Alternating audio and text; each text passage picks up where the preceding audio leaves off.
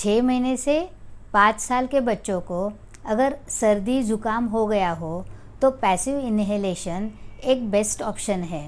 Steam pot को 2 feet के distance पर रख कर बच्चों को दिन में 2 से 3 बार 4 to 5 मिनट्स के लिए स्टीम इन्हेल करने दें।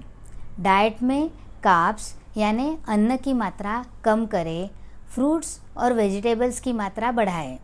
दूध में 1 से 2 पिंच हल्दी और 1-2 तुलसी के पत्ते डालकर बॉईल करके गुनगुना पिलाएं।